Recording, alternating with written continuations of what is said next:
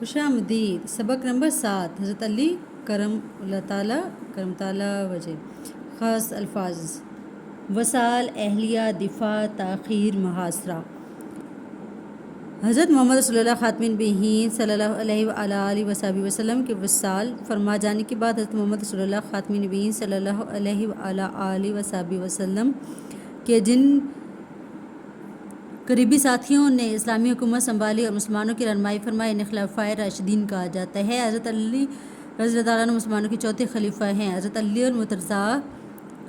المرتضیٰ کرم اللہ تعالیٰ وجہ اور حضرت محمد صلی اللہ خاتم النبیین صلی اللہ علیہ وآلہ وسلم کا بہت قریبی تعلق تھا۔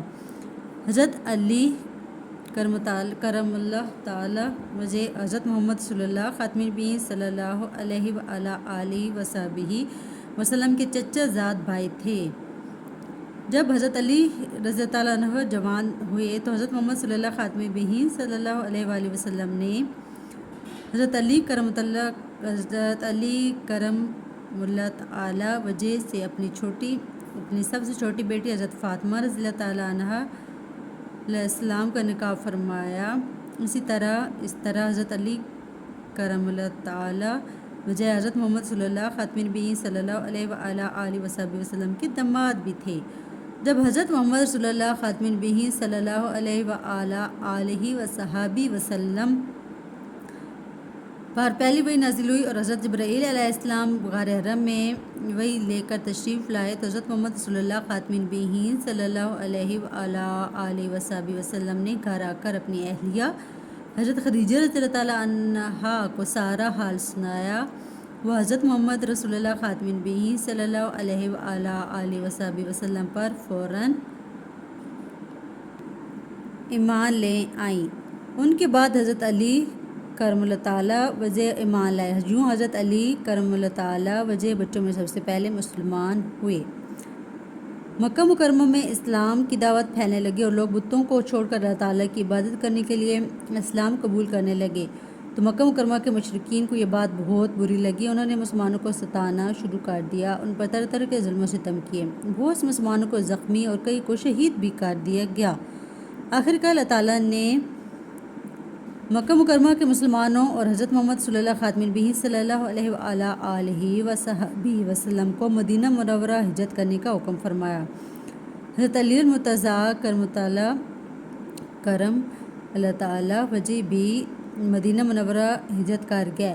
حضرت محمد صلی اللہ خاتم النبیین صلی اللہ علیہ وآلہ وسلم کو اسلام کے دفاع کے لیے کافروں سے کئی جنگیں لڑنا پڑیں، جس جنگ میں حضرت محمد صلی اللہ خاتم النبیین صلی اللہ علیہ وآلہ وسلم نے مسلمانوں کی قیادت فرمائی۔ اس جنگ کو غزوہ کہتے ہیں۔ کفار مکہ کے خلاف مسلمانوں کی پہلی جنگ غزوہ بدر تھی، جس میں مسلمانوں کو کامیابی حاصل ہوئی۔ حضرت علی کرم اللہ تعالیٰ وجہ اکثر غزوات میں شریک ہوئے اور نہایت بہادری سے لڑے۔ بے پناہ دلیری اور بہادری کی وجہ سے ہی حضرت علی کرم اللہ تعالیٰ وجہ کو شیر خدا کا لقب دیا گیا۔ ایسی ایک جنگ غزوہ خیبر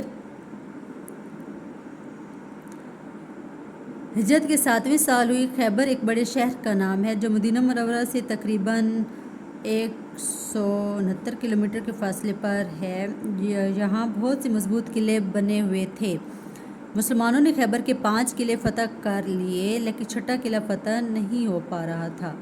مسلمانوں نے اس قلعے کا محاصرہ کیا لیکن اندر داخل نہیں ہو پا رہے تھے۔ جب فتح میں زیادہ تاخیر ہوئی تو ایک دن حضرت محمد صلی اللہ خاتم النبیین صلی اللہ علیہ وآلہ وسلم نے فرمایا، کل میں اس شخص کو جھنڈا دوں گا جو اللہ تعالیٰ اور اس کے رسول خاتم النبیین صلی اللہ علیہ وآلہ وسلم سے محبت کرتا ہے، اللہ تعالیٰ اس کے ہاتھ پر فتح عطا فرمائے گا۔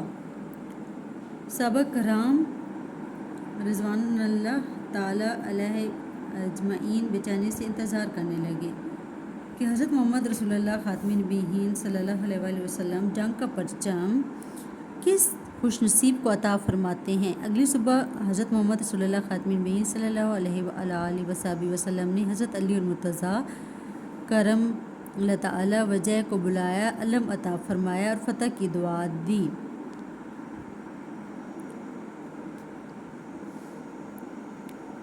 حضرت علی کرم اللہ تعالیٰ